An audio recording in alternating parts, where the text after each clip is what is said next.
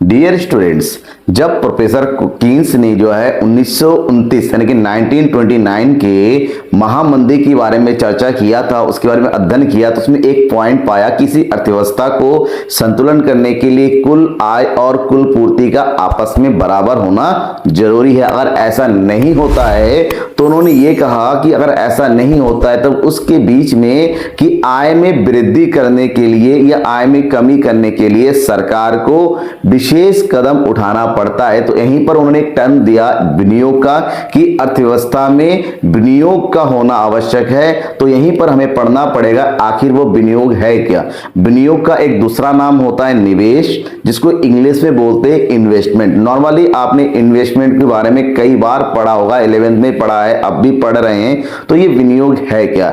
विनियोग का सिंपल सा मतलब होता है कि पूंजीगत पदार्थों में मात्रा में वृद्धि करना, यानी कि आप अगर अपनी पूंजीगत पदार्थों, जैसे आपके पास एसेट्स है, मशीन है, लैंड है, ठीक है ना, व्हीकल्स है, अपने बिजनेस को बढ़ाने के लिए आप पैसा लगा रहे हैं, पैसे खर्च कर रहे हैं, तो उस प्रक्रिया को हम क्या बोलते हैं, विनियोग कहते हैं, यानी कि निवेश कहते हैं। प्रोफेसर कीन्स ने इस बात को थोड़ा सा आगे बढ़ाया और अर्थव्यवस्था में विनियोग के महत्व को बताया, क्योंकि विनियोग को इसके पहले जब मैंने पहला वाला चैप्टर पढ़ाया था आपको, वहां पर ही बताया था, और मैंने बताया था विनियोग दो प्रकार का होता है।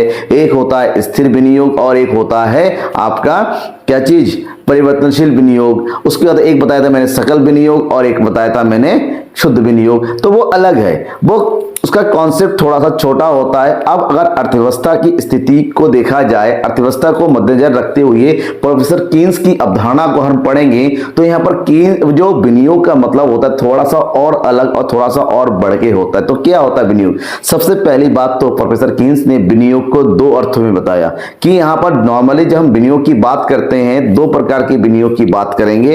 एक है वित्तीय विनियोग और एक होता है वास्तविक विनियोग। ये प्रोफेसर कीन्स की अवधारणा के अनुसार है। तो हमें यह समझना पड़ेगा कि ऐसा क्यों है, वित्तीय विनियोग क्या है और वास्तविक यानी कि रियल इन्वेस्टमेंट क्या होता है। वित्तीय विनियोग देखिए बेटा, वो विनियोग होता है जहां पर पहले से मौजूद पूंजीगत पदार्थों में पैसा और लगाया जाता है। फॉर एग्जांपल जैसे शेयर हो गया, शेयर मार्केट में अवेलेबल शेयर में आपने पैसा लगाया, तो एक का शेयर आपने पैसा लगाया तो दूसरे का शेयर आपके पास आ गया, ठीक है ना। जैसे बाजार में ऑटोमेटिक आपने एक पुरानी कार ले ली। क्या कार ली, पुरानी कार ले ली। पुरानी कार पहले किसी और की थी, वो कार अब आपकी आ गई। आपने कुछ नया नहीं किया, उसने इन्वेस्ट पैसा लगाया था, उसके पैसे में आपने दोबारा पैसे लगाते ही किया। तो वित्तीय विनियोग का मतलब होता है जहां पर पूंजी का हस्तांतरण होता है, मालिक ने हक का हस्तांतरण होता है, किसी भी नए विनियोग का, किसी भी नए पदार्थ का, किसी भी नए संपत्ति का यहां पर विस्तार नहीं होता, किसी नए पदार्थ का निर्माण नहीं होता है। तो ये होता है वित्तीय विनियोग, यानी कि केवल पैसे का खेल होता है, पैसा आया गया, इसका एसेट से कोई लेना देना नहीं होता है। लेकिन प्रोफेसर कीन्स ने कहा यह होना जरूरी है, ये जरूरी है, क्योंकि इससे जो है पूंजी की तरलता बढ़ती है, पूंजी का जो चलन होता है यानी कि जो चलन गति है उसमें वृद्धि होती है। प्रोफेसर कीन्स ने एक और बताया कि अर्थव्यवस्था के विकास के लिए सबसे इंपॉर्टेंट है वास्तविक विनियोग का होना। वास्तविक विनियोग का मतलब होता है ऐसा विनियोग जिससे नई परिसंपत्तियों का निर्माण होता है। जैसे आपने एक बिजनेस लगाया, ठीक है ना, आपने क्या लगाया, एक बिजनेस लगाया और बिजनेस में आप एक नई मशीन लेके आ रहे हैं, इसका मतलब ये आपका वास्तविक मशीन है, ठीक है ना, वास्तविक निवेश है, ठीक है ना। तो इसी को हम वास्तविक रियल इन्वेस्टमेंट में, वास्तव में यहां पर जो है पूंजीगत संपत्तियों का, पूंजीगत पदार्थों का निर्माण हो रहा है। तो इसी चीज को थोड़ा सा और एक्सप्लेन करेंगे, थोड़ा सा और समझेंगे कि इससे अर्थव्यवस्था पर क्या प्रभाव पड़ेगा। यहां पर देखिएगा, अगर आप वित्तीय विनियोग करते हैं, किसी दूसरे के शेयर में आप पैसा लगा रहे हैं, तो शेयर आपके पास आ जाएगा, लेकिन आपने किसी नए प्रकार की परिसंपत्तियों का निर्माण नहीं किया। कहने का मतलब यह है आपने किसी प्रकार के रोजगार का निर्माण नहीं किया, क्योंकि अर्थव्यवस्था के विकास के लिए रोजगार के निर्माण का आवश्यक है। क्योंकि अगर विनियोग होता है तो हम ये मान के चलते हैं कि उससे रोजगार में वृद्धि होगी, आय में वृद्धि होगी। वित्तीय विनियोग में ना आय ना रोजगार किसी की वृद्धि नहीं होती है, केवल पूंजी का हस्तांतरण होता है, यानी कि ट्रांसफर ऑफ वैल्यू होता है। जबकि वास्तविक विनियोग से एक नई मशीन आ गई, नई मशीन लगने से वहां पर काम करने वाला नया मजदूर चाहिए और नए मजदूर को रोजगार मिलेगा। इससे उत्पादकता में वृद्धि होगी, रोजगार में वृद्धि होगी और पूंजी की गतिशीलता में तो वृद्धि होगी ही होगी, यानी कि अर्थव्यवस्था के लिए वास्तविक निवेश की बहुत ज्यादा आवश्यकता होती है। अब निवेश के अर्थ को अगर हमने थोड़ा सा और सही से समझा, जैसे नॉर्मली जैसे मैंने क्या था, निवेश के पूंजीगत पदार्थों में होने वाली वृद्धि, तो प्रोफेसर कीन्स ने इसको एक्सप्लेन किया अपनी तरफ से। उन्होंने क्या कहा कि विनियोग से अभिप्राय पूंजीगत पदार्थों में होने वाली वृद्धि है, कि जो भी पूंजीगत पदार्थ है जो कि आपसे व्यवसाय के लिए है, आपके लिए है, एक अर्थव्यवस्था के लिए है। जैसे अगर हम जो अपने व्यक्तिगत स्तर की बात करते हैं, हमारे लिए पूंजीगत पदार्थ क्या होगा, हमने कोई दुकान डाली तो हम दुकान में जो फर्नीचर लगे हुए होंगे, जो मशीन होगा, वो सब, जो जमीन है, वो हमारे लिए पूंजीगत पदार्थ है। और उस पदार्थ को वृद्धि करने के लिए अगर हम पैसा लगाते हैं तो हमारा वो इन्वेस्टमेंट यानी कि निवेश कहलाएगा। इसी चीज को अगर थोड़ा सा और बेहतर तरीके से समझना है तो ये समझ लीजिए कि पूंजी की नई परिसंपत्तियों पर किए जाने वाले व्यय को विनियोग कहते हैं, यानी कि नई परिसंपत्तियों, न्यू एसेट्स, न्यू प्रॉपर्टी को बनाने के लिए आप जो कुछ भी खर्च करेंगे वो आपका इन्वेस्टमेंट होगा, जिससे कि उत्पादकता में प्रत्यक्ष रूप से क्या हो, वृद्धि हो सके, जिससे प्रोडक्टिविटी बढ़ती है। तो यहां तो हो गया निवेश के अर्थ की। इसको थोड़ा सा और आगे बढ़ाते हैं तो यहां पर हमें समझना पड़ेगा निवेश को वास्तव में प्रोफेसर कीन्स ने कितने प्रकार में बांटा है। कौन सा निवेश, यहां पर हम वास्तविक निवेश की बात करेंगे कि अगर वास्तविक निवेश को देखा जाए तो ये कितने प्रकार में बांटा गया है, ठीक है ना। ये बेसिकली दो प्रकार में बांटा गया है निवेश। एक होता है स्वायत्त निवेश और दूसरा होता है आपका प्रेरित निवेश, ठीक है। अब स्वायत्त निवेश क्या है, प्रेरित निवेश क्या है, वो समझना है। स्वायत्त निवेश का मतलब होता है ऑटोनोमस इन्वेस्टमेंट, ऑटोनोमस इन्वेस्टमेंट, और प्रेरित का होता है इंड्यूस्ड इन्वेस्टमेंट, ठीक है। अब दोनों का अर्थ थोड़ा डिटेल से समझना पड़ेगा और यहां पर हम पहले समझेंगे स्वायत्त निवेश। देखिए स्वायत्त निवेश होता क्या है। स्वायत्त निवेश वास्तव में एक ऐसा निवेश है जिस पर किसी भी प्रकार का आय प्रभाव नहीं होता है, आय प्रभाव नहीं होता है, यानी कि ये निवेश आय रहित होता है। क्या होता है, आय रहित होता है। मतलब इस ऐसा निवेश नॉर्मली व्यक्ति निवेश किस लिए करता है, ताकि ये सोचता है कि हम पैसा लगा रहे हैं तो बदले में हमें कुछ इनकम मिलनी चाहिए, हमें कुछ आय की प्राप्ति होनी चाहिए। लेकिन स्वायत्त निवेश ऐसा नहीं है। स्वायत्त निवेश एक ऐसा निवेश होता है जो आय को किनारे रखते हुए किया जाता है। यहाँ पर आय की कोई अपेक्षा नहीं की जाती है, यानी कि देश के विकास के लिए सरकार के द्वारा किया गया आवश्यक निवेश। यूं कहे आप दुकान खोल रहे हैं, दुकान चलाने के लिए आपको अच्छे फर्नीचर लगाने पड़ेंगे ही पड़ेंगे, उसके बिना काम नहीं होगा। तो देश की अर्थव्यवस्था को बनाए रखने के लिए, विकास गति को आगे बढ़ाने के लिए देश की सरकार को कुछ ना कुछ जो है निवेश करना पड़ता है। जैसे फॉर एग्जांपल हम बात करते हैं सरकार के द्वारा किया गया खर्च, जैसे सड़क बनवा दिया, ठीक है ना, जैसे पुल बनवा दिए, जैसे रेलवे लाइन बिछवा दी, इससे सरकार को किसी एक्स्ट्रा इनकम की प्राप्ति नहीं होती है। लेकिन देश के विकास के लिए सरकार को ये खर्च करना ही पड़ेगा। जैसे आजकल जो है दिल्ली में G20 का बड़ा वो हो अल्लाह हो रहा है। अब G20 में हो रहा है, सरकार ने लगभग 120 करोड़ के आसपास केवल दिल्ली के सौंदर्यीकरण में खर्च कर दिया। क्यों, क्या जरूरत थी ये सब फालतू के खर्चे करना, लाइटें लगा दिया, सड़कें खराब थी वो सही करवा दिए। अब देखिए बात हुई है कि विश्व से 29 देश के 29 देशों के लोग हमारे देश में आ रहे हैं, किसके लिए, यहाँ पर G20 की बैठक करने, मीटिंग में शामिल होने। तो 20 देशों के लोग, केवल एक आदमी नहीं, हर देश से कम से कम उनकी पूरी टीम आ रही है। तो वो लोग दिल्ली में आएंगे तो ऐसा नहीं केवल बैठे रहेंगे, दिल्ली की सड़कों में जाएंगे, अपने अपने होटलों में जाएंगे, घूमेंगे, रात में थोड़ा दौरा वगैरह हो सकता है, ठीक ना, नाश्ता वगैरह करेंगे, होटलों की छत के ऊपर जाएंगे तो देखेंगे। तो अगर उन्होंने दिल्ली का नजारा देखा, वही गंदगी देखी, वही लाइटिंग नहीं है, सड़कें खराब है, हो अल्लाह सब कुछ देख रहा, तो उनके ऊपर क्या प्रभाव पड़ेगा। गलत प्रभाव पड़ेगा ना। वो कहेंगे यहाँ पर तो डेवलपमेंट के नाम पे कुछ नहीं हो रहा है। जब डेवलपमेंट के नाम पे उनको कुछ नजर ही नहीं आएगा तो वो अपना इन्वेस्ट का जो विचार होता है ना, कुछ कंपनियां के कुछ रिप्रेजेंटेटिव आते हैं, पत्रकार आते हैं, वो वहां जाके बताते हैं इंडिया में ये सब हो रहा है, तो वहां से इन्वेस्टमेंट नहीं आ पाएगा क्योंकि उन्होंने गलत जो है उनके सामने।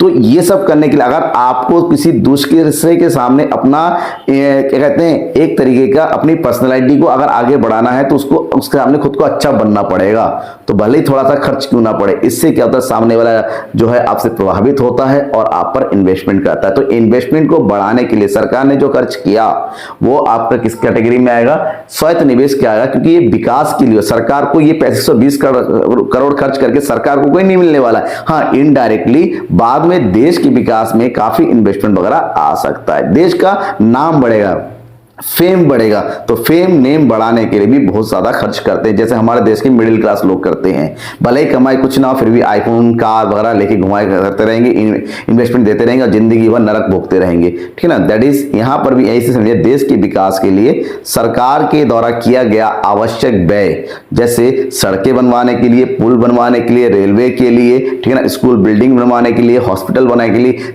किया गया खर्च हमारा स्वायत्त निवेश होता है। दूसरे निवेश की अगर बात करते हैं, दैट इज प्रेरित निवेश, इंड्यूस इन्वेस्टमेंट। एक ऐसा निवेश होता है जो आय प्रभाव होता है, जिस पर आय का प्रभाव पड़ता है। आय मतलब दो प्रकार के होता है, आय होता है यहां पर, या तो उनको ब्याज की प्राप्ति होती है या तो इनको लाभ की प्राप्ति होती है। यानी कि एक ऐसा निवेश जो केवल इसलिए किया जाता है ताकि उससे आय की प्राप्ति हो, और आय की प्राप्ति दो प्रकार की होती है। एक तो आप खुद डायरेक्टली बिजनेस शुरू करेंगे और बिजनेस से आपको रिटर्न मिलेगा, वो आपका लाभ कहलाएगा। क्लियर। दूसरा होता है आपने किसी और के बिजनेस में पैसा लगाया, यानी कि उसको कर्ज दिया, उधार दिया, बदले में रिटर्न में उसने आपको इंटरेस्ट दिया, तो यहां पर ब्याज, यानी कि लाभ और ब्याज दो प्रकार की आय की प्राप्ति होती है। तो ये रहा प्रेरित निवेश। और प्रेरित निवेश को थोड़ा सा डिटेल से जानना होगा आपको, क्योंकि इसके बारे में काफी कुछ एग्जाम में पूछा जाता है, आपको समझना पड़ेगा, ठीक है। प्रेरित निवेश क्या होता है, उसके प्रमुख कंपोनेंट कौन कौन से होते हैं।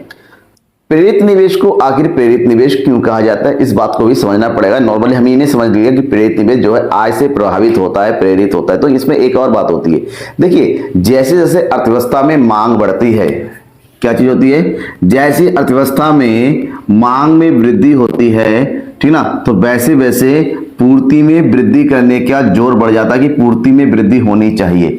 जब इसमें पूर्ति में वृद्धि की आवश्यकता होती है तो आपको बताया गया है कि शॉर्ट टर्म में, यानी कि अल्प अवधि में पूर्ति को बढ़ाया नहीं जा सकता।